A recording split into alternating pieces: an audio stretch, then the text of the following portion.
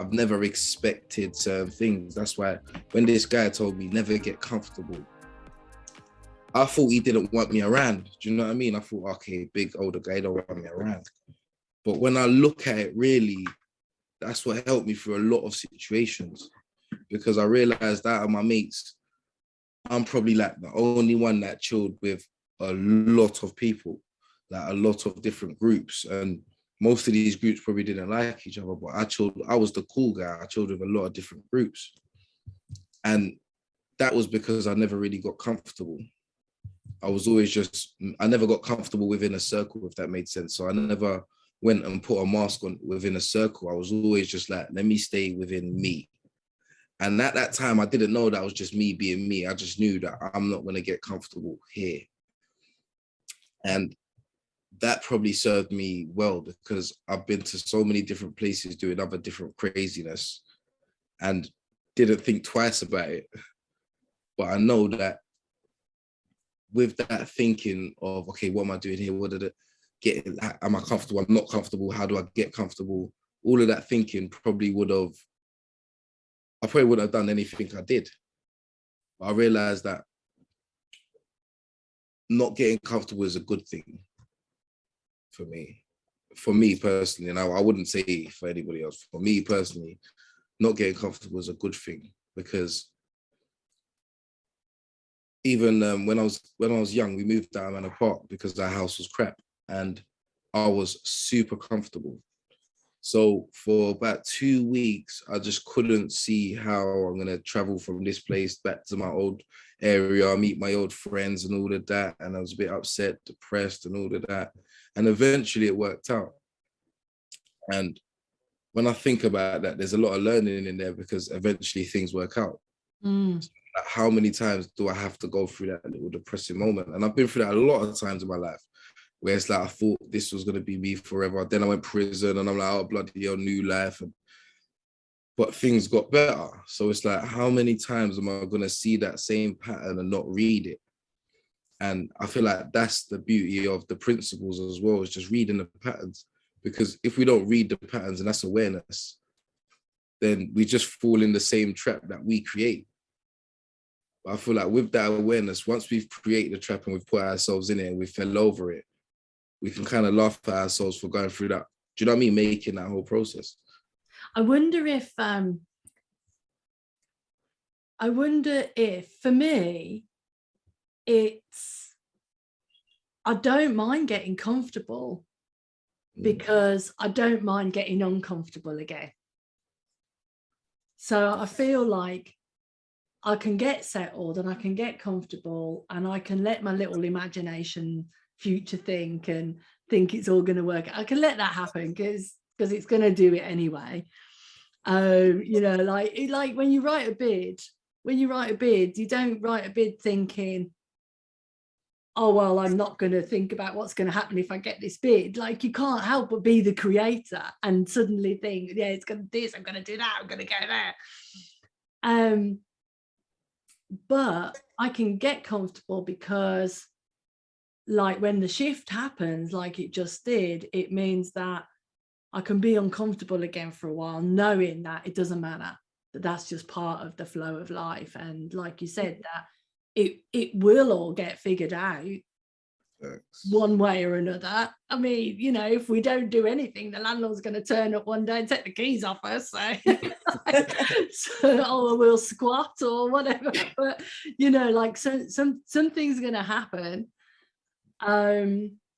Yeah, because I felt a bit angsty when you said don't get comfortable, because I felt, oh, I'll always be vigilant. I'll always be like thinking about, oh, I can't enjoy this, I can't get comfortable. But my translation of that is actually I don't mind.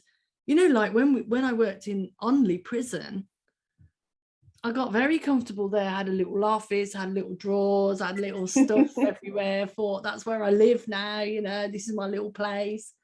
And I'm not there anymore. And it's been harder to leave there than it is to leave my home. I'm only just going, oh, we're not in Onley prison anymore then, because actually we're moving now. So that sort of puts that to bed. Do you know what I mean? And I haven't put that to bed for a very long time. Even though the world is showing me we can't get access to prisons.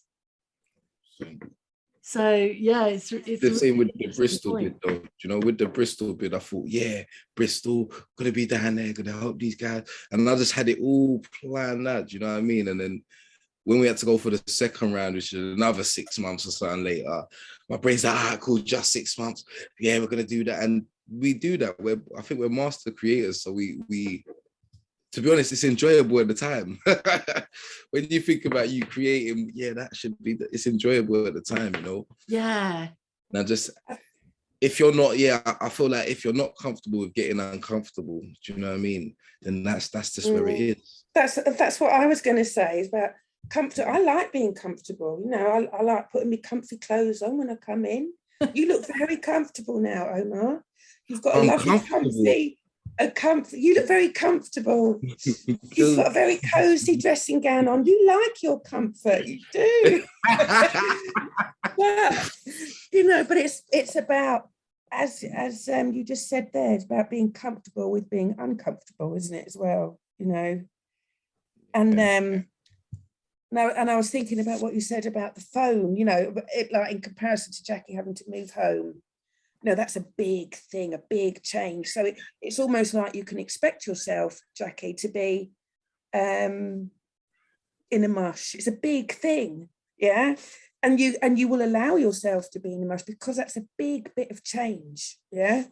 But what about those tiny, small bits of changes that you don't realise are changes? But they're little niggly bits of changes. And those are the things, like losing your phone, like getting caught in a bus lane, like I keep getting caught in bus lanes all the time, you know, things like that, or just little changes that you weren't expecting but aren't really that you don't see them as changes, and then that's when you get irritated and, you know, not perturbed because you don't recognize it as a big change, or you don't allow yourself that time to be kind to yourself because it's not a big change that's going to upset you.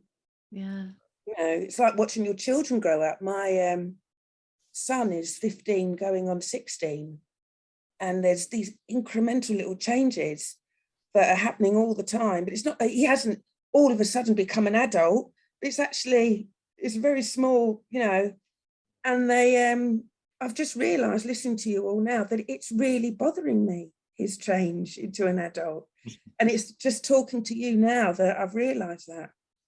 But it's not a big change, is it? It's not a dramatic. No, but I love that. I love that because that shows you, oh, actually, yeah, it does, like, it's a bit horrible. Oh, he's changing. Oh, that, you know, the little boy that used to sit on my lap or run up to me or hold my hand, you know, doesn't want to do that anymore. I've got a little boy as well who's 30 now, but yeah, you don't realize change is happening all the time. And then when it does happen, when you do suddenly think, oh yeah, that's why I'm feeling a bit anxious right now, because I don't like that change. Yeah.